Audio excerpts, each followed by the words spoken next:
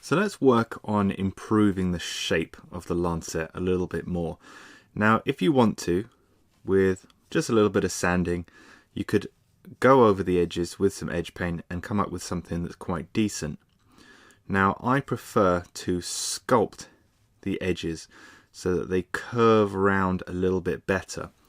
So if we take one that's already finished, you can see that it naturally goes into the curve, and it's a lot smoother than what we see here. So to do that, I'm going to take a small skiving knife. Now you can use a French edger, you can use a scalpel, whatever blade that you're comfortable with, as long as it's small and very, very sharp. I'm going to use the outer layer here on this side as a guide. So I'm not going to cut any off this side. It's only going to be off of this side. Okay, so this edge here is the only edge where we should be cutting any leather. So starting above the binding over stitch, I'm simply going to start removing some material, and as I'm pushing forwards, I'm also turning the handle as I go, like so, and then a little bit more on the next one.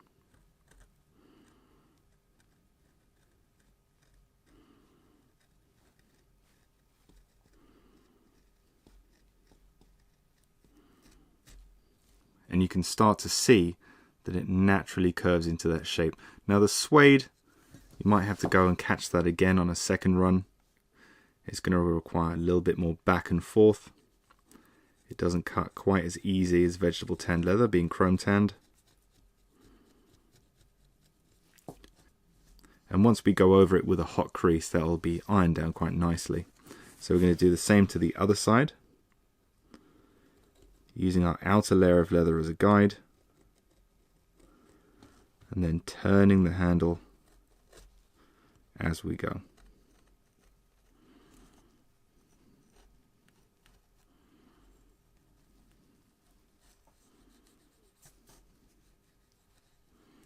So we want that transition to be nice and smooth.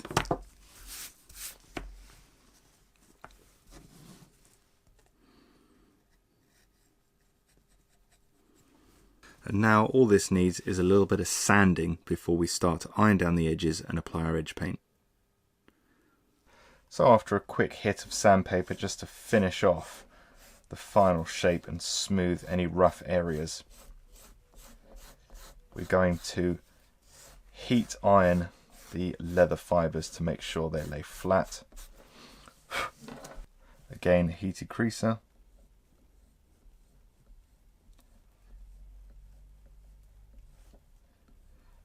Working from the outside, coming into the center.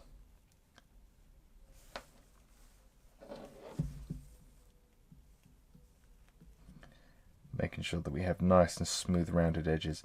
If you're getting sharp corners, you could just nip them off with an edge beveler. And what we're looking for is a smooth feeling going straight on to the long seam here. So give it a little bit of pressure, press those fibers down.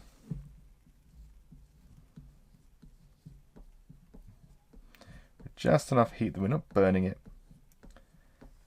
we're just smoothing.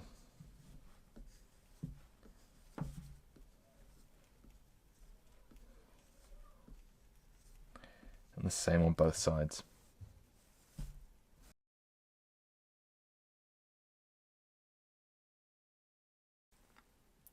So adding our first layer of edge paint,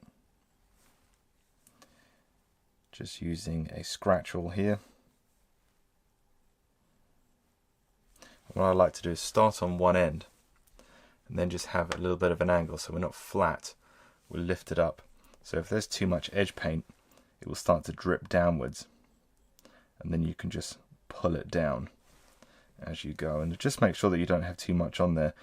It's quite tricky to edge paint these handles because they've got multiple angles going on, so it's very easy to get dripping.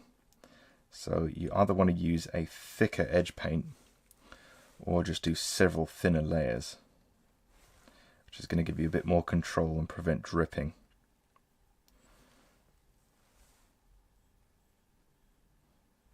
And then just coming onto the opposite end.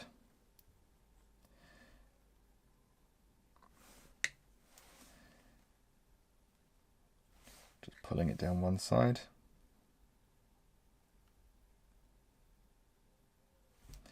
And then just be careful when you get near to the turnover.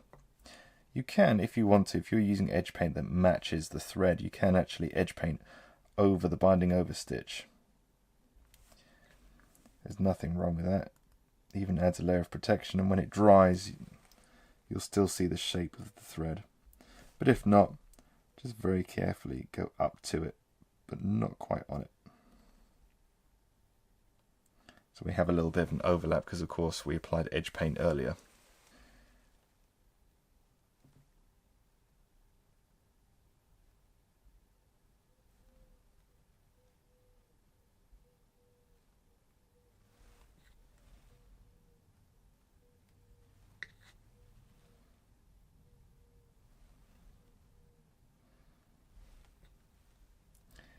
And make sure you don't add too much edge paint on here. Try and make it go as far as it can.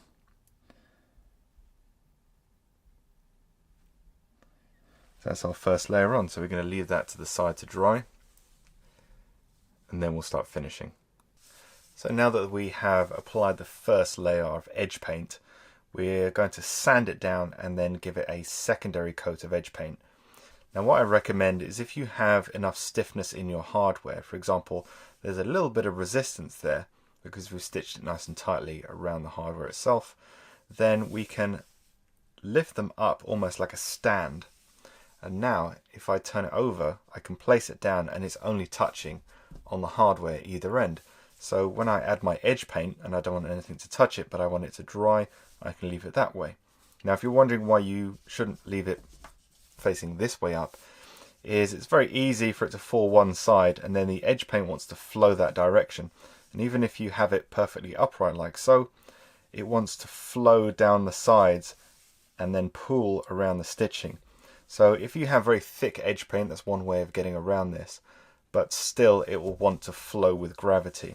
On the other hand, when you face it this way, at worst it pools at the top here where it meets the main section of the stitching, and that's easily sanded down and it's away from the areas of our turnover, because if you have pooling there and it dries thick and you need to sand it down because it's an odd shape, then it's very easy to start sanding on the stitches on the thread itself. So what I recommend is turn it this way up and then turn it upside down when it's drying. Now if it's too loose to be able to do that, then you can just stick a pattern weight on each end to stop it going one way or the other, and you'll still have a bit of a gap underneath. So now that we've finished our edging here, we're going to bring the handle in. We want it to bend round into the shape that it wants to be. Now if you're using chrome tan leather or softer leathers, this isn't so much of a problem, but when you bend something in like this, especially a thicker handle with thick core, it wants to stretch a lot over the top. Now there are two main ways to get leather to compress better. One of them is to add liquids, so we know that we can tool leather once it's wet, so it can compress better. But another way is heat. Not as well as if you wet the leather, but we don't want to dunk this under the water. What we're going to do is heat it up very gently. Now you can use a hairdryer if you want.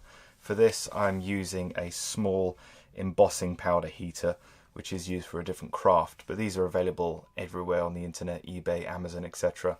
But this just concentrates some heat so you can focus it. Now be very wary of getting this too close, whether you use a hairdryer, whether you use a heat gun. What you want to do is have it to a point where your hand wouldn't be uncomfortable if it was next to the leather. If your hand starts to get uncomfortably hot, then it's too hot for the handle.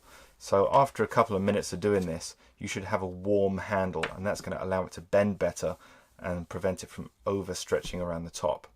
So before we add any heat, what I'm going to do is I'm just going to get some non-stretch tape here. There's no sticky on it, it's just cotton non-stretch tape. You can use string, you can use thread, it really doesn't make a difference. Same on the other side.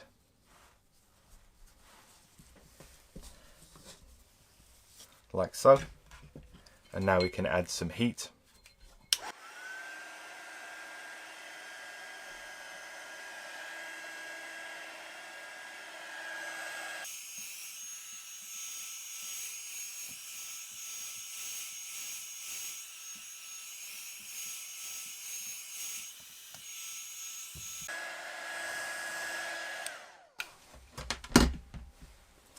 And now it's nice and warm, but it's not hot, so that's what we're looking for. We don't want to overheat it. So we can simply pull in on our strip here until you get to exactly where you want it to be, and then hold on to the center.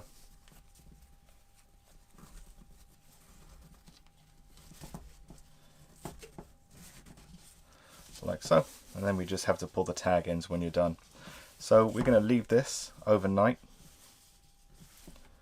or ideally 24 hours. While it's still warm, you can actually mold it around until you get the kind of shape that you're looking for.